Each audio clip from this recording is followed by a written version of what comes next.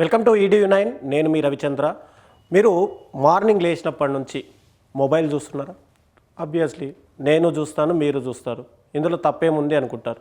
Yes, ఇది నిజంగానే అక్షరాల చాలా పెద్ద తప్పు. మనం చూస్తున్నాం కదా అని చెప్పి మన ఇంట్లో పిల్లలు కూడా మొబైల్ చూస్తారు.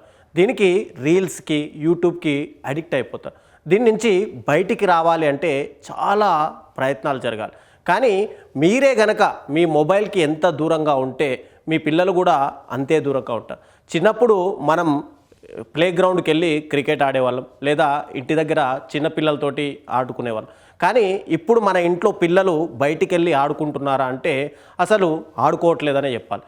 ఎందుకంటే బయటికి వెళ్ళే కంటే ఇంట్లోనే మొబైల్ ఉంది కదా, మన మొబైల్లో రీల్స్ చూడడమో లేదంటే వేరే కొత్త గేమ్స్ ఆడడమో ఇలా చేస్తూ వాళ్ళు ఫిజికల్ ఎక్సర్సైజ్కి దూరంగా ఉండి మెంటల్గా వాళ్ళంతా కూడా స్టెయిన్ అవుతున్నారు. దీని నుంచి ఎలా బయటపడాలి? అసలు నిజంగానే మొబైల్ మనకు అంత పెద్ద శత్రువా అంటే నిజంగానే దాని గురించి చాలా కంపెనీలు చాలా రీసెర్చ్ చేసిన విషయాల్ని నేను మీకు చెప్పబోతున్నాను. మన ఇంట్లో దాగి ఉన్నటువంటి నిశ్శబ్ద శత్రువు మన మొబైల్. ఇది కేవలం ఒక అలవాటు కాదు, ఇది ఒక సైలెంట్ ఎపిడమిక్ అని మన పిల్లల మెదడును కెమిస్ట్రీగా మార్చేస్తుంది అని చెప్పి ఇక్కడ చాలా వరకు సైకలాజికల్గా మనకు నిరూపితం కూడా అయింది. మొబైల్ ఫోన్ అడిక్షన్ అనేది కేవలం జెన్జీ వాళ్ళేనా అంటే కూడా ఆల్ఫా తరాలకు కూడా ఇది ఒక ముప్పులా పొంచి ఉంది అని చెప్పి చెప్తుంది. 1990s వర్సెస్ 2025 ఇది నిశ్శబ్దమా లేక దూరమా అంటే ఒక్కసారి మనం ఈ పిక్చర్లోనే చూద్దాం. 1990లో అంటే నేను పుట్టినప్పుడు లేదా మన జనరేషన్ వాళ్ళు చూసుకుంటే ఇంట్లో తల్లి తండ్రి ఇద్దరు ప్రశాంతంగా ముచ్చట్లు ఆడుకుంటుంటే పిల్లలు చిన్న కార్లతో ఆడుకోవడము లేదంటే సండే వస్తే బయటికి వెళ్ళి పిల్లలతో ఆడుకునే వాళ్ళు చేసేవాళ్ళు. కానీ 2025లో మనము మొబైల్ చూస్తున్నాం, మన పిల్లలు మొబైల్స్ చూస్తున్నారు. ఒక్కసారి దానిలకు అడిక్ట్ అయిపోతున్నారు. పిల్లలే కదా మొబైల్ చూస్తారులే, స్కూల్ నుంచి వచ్చారు బాగా స్టెయిన్ అయిపోయారు, 1 గంట 2 గంటలు వాళ్ళకి ఇద్దాంలే, ఇచ్చిన తర్వాత మళ్ళీ వాళ్ళకు హోంవర్క్ ఉంటుంది, స్కూల్లో ఇచ్చినటువంటి సబ్జెక్టులు ప్రిపేర్ అవ్వాలి, ఎగ్జామ్స్ దగ్గర వస్తున్నాయి, కాస్త రిలీఫ్ అవుతాడు ఒక 1-2 అవర్స్ చూస్తే అని చెప్పి మనం కూడా ఆలోచిస్తున్నాం. కాబట్టి ఇది పిల్లల్ని తల్లిదండ్రులకు దూరం చేయడమే కాకుండా వాళ్ళ మెదడులో కూడా ఒక రకమైనటువంటి డైలమాలో తయారయ్యే పరిస్థితి మనము మెంటల్గా వాళ్ళని తీసుకొస్తున్నాం. ఇప్పుడు మనం ఏమనుకుంటున్నాం వర్సెస్ నిజంగా ఏం జరుగుతుంది అనేది చూస్తే కేవలం పిల్లలు 2 గంటలు చూస్తున్నారు కదా అని మనం అనుకుంటున్నాం. కాకపోతే 66% మంది పిల్లలు రోజుకు దీని మీద అడిక్ట్ అయిపోయారు. మెయిన్గా సోషల్ మీడియా కానీ ఓటీటీలకు ఇక్కడ బానిసలైపోయారు అని చెప్పి సైకలాజికల్గా నిరూపితమైంది. ఏం పర్లేదులే 1 గంటనే కదా అని వదిలేస్తే వాళ్ళ జీవితాన్ని మనమే పూర్తిగా అంధకారంలో పడేసిన వాళ్ళం అవుతాం. నిజంగా ఇక్కడ ఒక్కసారి మనం ఇమేజ్ చూడవచ్చు. మన ఇంట్లో చిన్నపిల్లలు, ఫర్ ఎగ్జాంపుల్ మా కూతురు కూడా 1.5 year కూతురికి కూడా ఇలా రైమ్స్ పెడితే కానీ తినలేని పరిస్థితికి తీసుకొచ్చాం. వాళ్ళు కావాలని అడగలేదు కదా మొబైల్, మనమే వాళ్ళకు అలవాటు చేసాం. ఇక్కడ సుభాష్ అని 18 నెలల పిల్ల ఫోన్లో కార్టూన్ పెడితే తప్పితే అన్నం తినడం లేదు అని చెప్పి మనకు సైకలాజికల్ స్క్రీన్ చూస్తే తినడం వల్ల మనం ఏం జరుగుతుంది, నమలడం మర్చిపోతాం. ఇచ్చిన ఫుడ్ తల్లి ఇమ్మీడియట్గా దాన్ని ఫీడ్ చేయగానే మింగేసే అలవాటు వస్తుంది. తర్వాత వాళ్ళకు రుచి అనేది కూడా పూర్తిగా తెలియడం మానేస్తుంది. తర్వాత ఫోన్ పిల్లలు ఎందుకు వదలలేకపోతున్నారు, దీన్ని వదిలించాలి అంటే ఏం చేయాలి? ఇది ఒక డోపమైన్ లూప్ అంటే వీడియో గేమ్స్ మరియు రీల్స్ మెథడ్లో ఒక డోపమైన్ని విడుదల చేస్తాయి. ఇవి ఎలా ఉంటాయంటే మనందరికీ డ్రగ్స్ తీసుకుంటే వాళ్ళని చూస్తుంటాం, గంజాయి తాగిన వాళ్ళని చూస్తుంటాం.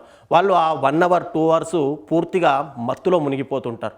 అలాగే ఈ డ్రగ్స్ ఎలా అయితే బానిసం చేస్తుందో కేవలం మొబైల్ కూడా అలాగే చేస్తుంది. షుగర్ ఎలాగైతే మెదడులో నిక్షిప్తం అయిపోతుందో అలాగే ఈ గేమ్స్ కూడా నిక్షిప్తం అవుతాయి. రీల్స్ గేమ్స్ అనేవి కూడా మెదడుని ట్రిగ్గర్ చేస్తుంటాయి. కాబట్టి పిల్లలు ఇది ఎంతగా చూసినా కూడా ఇంకా చూడాలని వాళ్ళలో ఒక కుతూహలం అనేది డైలీ పెరుగుతుంది. ఇది మామూలు ఆటలు కాదు. ఇవి మనం చూసుకుంటే మన చిన్నప్పుడు క్యారమ్ బోర్డు, లూడో లేదంటే ఇతర గేమ్స్ ఆడేవాళ్ళు. ఇవి అలాంటి గేమ్స్ కాదు, ఇవి బోరింగ్గా అనిపించేవి అవైతే. కానీ ఇవి బోరింగ్గా అనిపించవు, ఎందుకంటే ఇవి చూస్తున్న కొద్దీ ఇంకా చూడాలి అనేది వాళ్ళలో ఒక అడిక్షన్గా మారిపోతుంది. కాబట్టి దీన్ని పిల్లలు వదలలేకపోతున్నారు. అయితే 2050 నాటికి సగం భారతదేశానికి మొత్తం కూడా కళ్ళద్దాలే వస్తాయని చెప్పి చాలా సర్వే సంస్థలు చెప్తున్నాయి. మైపోవియా ఎపిడెమిక్, బయట ఆడుకోవడం వల్ల సూర్యరశ్మి తగలక చూపు మందగిస్తుంది. మనలో చాలామంది చదువుకొని చిన్నప్పుడు నేను కూడా వినేవాడిని, ఎక్కువ చదువుకుంటే కళ్ళద్దాలు వస్తాయని. కానీ ఇప్పుడు పిల్లల్లో ఎక్కువ మొబైల్ చూస్తే కళ్ళద్దాలు వచ్చే పరిస్థితి ఉంది. ఇక్కడ అమెరికాలో జైలు ఖైదీలు ఎలాగైతే పూర్తిగా చీకటి గదిలో నిక్షిప్తమై ఉంటారో, అంటే వాళ్ళని బయటికి ఎలా పంపించారో, వాళ్ళ లోపలికి సూర్యకాంతి రాకుండా ఎలా అయితే కట్టుదిట్టంగా ఆ వ్యవస్థని నిర్మిస్తారో, అలాగే ఇప్పుడు పిల్లలు కూడా బెడ్రూమ్లో ఏదో ఒక మూలకెళ్ళి బెడ్ మీద పడుకోనో ఇలా మొబైల్స్కి రీల్స్కి పూర్తిగా అంకితమైపోతున్నారు. ఇక పిల్లలు రాబోయే రోజుల్లో జాంబీలుగా మారుతున్నారా అంటే ఆబ్వియస్లీ మారే అవకాశాలు స్పష్టంగా కనిపిస్తున్నాయి. కోకోమెలాన్ ఎఫెక్ట్, ప్రతి 2-3 సెకండ్లకు ఇక్కడ మనం మొబైల్ చూస్తుంటే రీల్స్ చూస్తుంటే 2-3 సెకండ్లకు ఒకసారి ఆ కలరింగ్ అనేది డిఫరెంట్గా మారిపోతుంది. ఇది పిల్లల మెదడుని హిప్నటైజ్ చేస్తుంది. ఎలా అయితే మనము హిప్నటిజం చేసే వాళ్ళు మనని ఒక భ్రాంతిలోకి తీసుకెళ్తారో, అలాగే మొబైల్ అనేది కూడా పిల్లల్ని ఒక భ్రాంతిలోకి తీసుకునే అవకాశం ఉంది. రిజల్ట్ ఏంటంటే దీనివల్ల అటెన్షన్ స్పాన్ అనేది పూర్తిగా దెబ్బతింటుంది. నిజ జీవితంలో చాలా స్లోగా బోరింగ్గా అనిపిస్తుంది. రీల్స్ చూస్తే తప్పితే ఏదో అది చూడకపోతే మనం కోల్పోయాము అనే మెంటాలిటీ పిల్లలు వచ్చేస్తారు. ఇక తల్లికి దెబ్బ తగిలి, ఒకవేళ తల్లి కానీ తండ్రి కానీ ఏదో దెబ్బ తగిలి ఇంట్లో వంటగదిలో పడిపోయినా కూడా పిలిచినా కూడా పిల్లలు పెద్దగా పట్టించుకునే పరిస్థితి ఉండదు. ఇది స్పందించరు. అంటే లాక్ ఆఫ్ కమ్యూనికేషన్ అనేది పూర్తిగా పిల్లల్లో ఈ సింపతి అనేది ఉంటుందే, అది పూర్తిగా దెబ్బతినే అవకాశాలు ఉన్నాయి. ఇక మాట్లాడడం అనేది పిల్లల్లో ఈ మధ్యకాలంలో చాలా ఎక్కువ అవుతుంది. ఇంతకుముందు 1.5 ఇయర్ 2 ఇయర్స్ లోపలనే పిల్లలు చక్కగా మాట్లాడేశారు. కానీ ఇప్పుడు మాట్లాడడం ఒక 3.5 సంవత్సరాలు 4 సంవత్సరాలకు కూడా మాటలు రాని పిల్లలు చాలామంది కనిపిస్తున్నారు. ఎందుకు అంటే ఇక్కడ గతంలో 2-వే ఇంటరాక్షన్ అనేది ఉంది. స్పీక్ చేస్తే దాన్ని అర్థం చేసుకొని వాళ్ళు మాట్లాడడము, ఇది అప్పట్లో గతంలో మనకు కనిపించేది. కానీ ఇప్పుడు పూర్తిగా మాట్లాడినా కూడా అక్కడ రెస్పాండ్ అవ్వడం, అంటే కేవలం మొబైల్ చూస్తూ రెస్పాన్స్ అనేది రాకపోవడం వల్ల వాళ్ళలో ఈ మాటలు మాట్లాడే విధానం పూర్తిగా తగ్గిపోతుంది.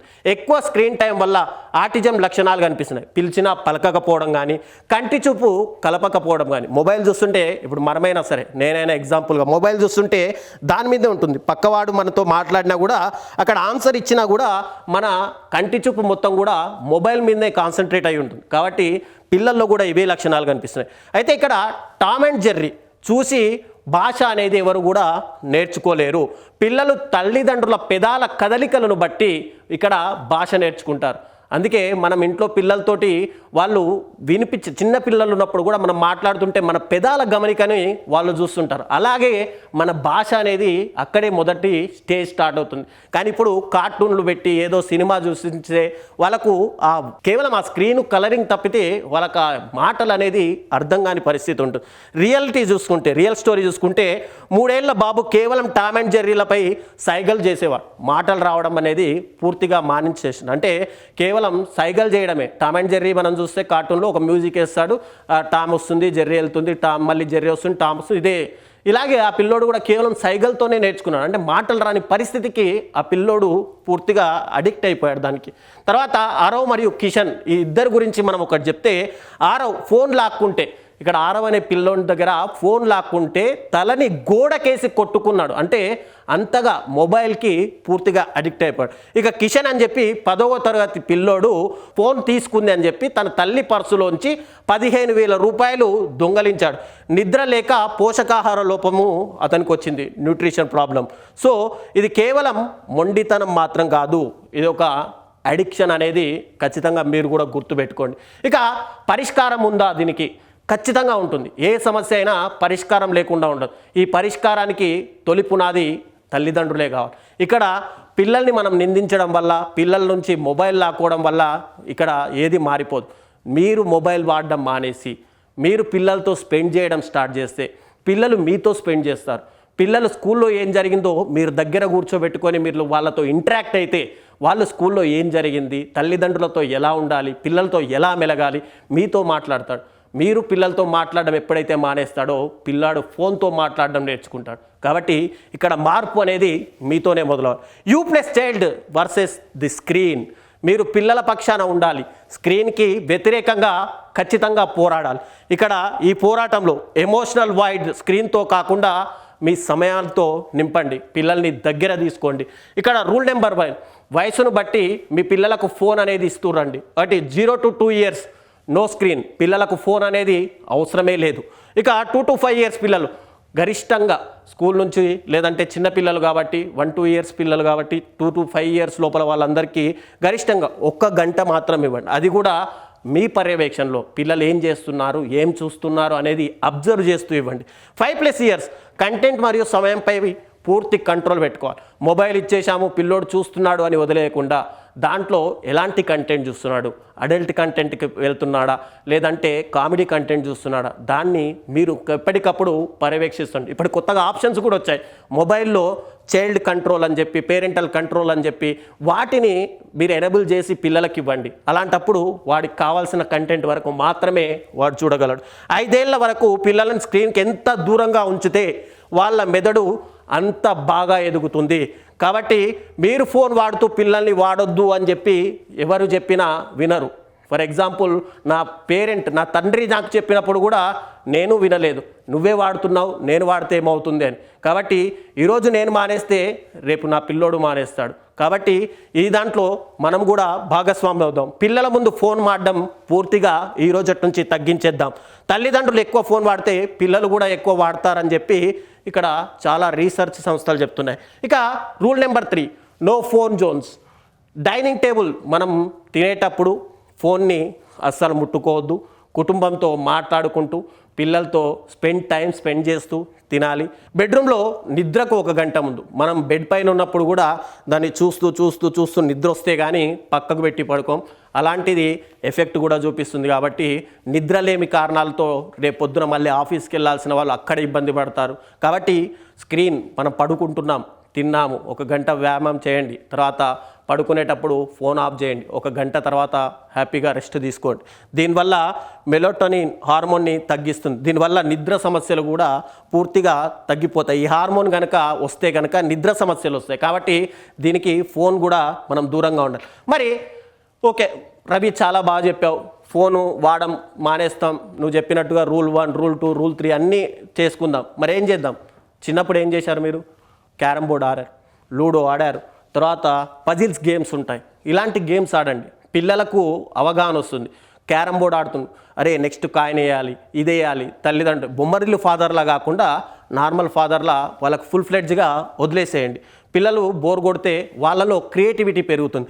ఇక్కడ లూడో కానీ, క్యారమ్ కానీ, బిల్డింగ్ బ్లాక్స్ కానీ, సింగింగ్ నేర్పండి, తర్వాత డ్యాన్సింగ్ చేయించండి. పిల్లల్లో ఎన్నో కళాత్మకతలు ఖచ్చితంగా ఉంటాయి. మీ పిల్లల్లో తెలియని డ్రాయింగ్ వచ్చిన వాడు ఉంటాడు, కానీ మీరు ఎంకరేజ్ చేస్తేనే వాడు బయటికి వస్తాడు. వాడికి సింగింగ్ వచ్చి ఉంటుంది, కేవలం చదివే కాదు, డాన్సింగ్ వచ్చి ఉంటుంది. వీటిలో వాళ్ళలో ఏ టాలెంట్ ఉంది దాన్ని మొదటగా మీరు గుర్తించండి. అలా చదువుతూ పాటు రెండో టాలెంట్ని కూడా ఎంకరేజ్ చేయండి. రాబోయే రోజుల్లో మీ అబ్బాయి కూడా అటు ప్రభుదేవా కావచ్చు, లారెన్స్ కావచ్చు, మంచి ఎస్పి బాలసుబ్రహ్మణ్యం కావచ్చు, ఇలా వాళ్ళలో ఉన్న టాలెంట్ని బయటికి తీస్తే రేపు పొద్దున ఒకవేళ చదువు అవ్వలేదు, రెండో విధంగా తను కూడా డెవలప్ అయ్యే అవకాశం. ఇక మీకు బోరింగ్గా అనిపించవచ్చు, కానీ ఇవన్నీ కూడా మీ పిల్లల ఎదుగుదలకు చాలా ముఖ్యమైన విషయం. ఈ రోజటి నుంచి నేను కూడా స్క్రీన్ అడిక్షన్ని రివర్స్ చేస్తున్నాను, నో స్క్రీన్ రూల్స్ పాటిస్తున్నాను. మీరు పాటిస్తారా? ఖచ్చితంగా పాటించండి. వారితో సమయం గడపండి. ఈ రోజటి నుంచి నేను సాయంత్రం నా పిల్లలతో ఖచ్చితంగా సమయం గడుపుతాను. మీరు మీ పిల్లలతో గడపండి. ప్రత్యామ్నాయ మార్గాలను వాళ్ళందరికీ చూపించండి. మనం మారుదాం, సమాజాన్ని మారుద్దాం, మన పిల్లల్ని మార్చుకుందాం. ఈ వీడియో కనుక మీకు నచ్చినట్టయితే ఖచ్చితంగా లైక్ చేయండి, షేర్ చేయండి, సబ్స్క్రైబ్ చేయండి. ఇలాంటి మరిన్ని వీడియోల కోసం చూస్తూనే ఉండండి EDU9.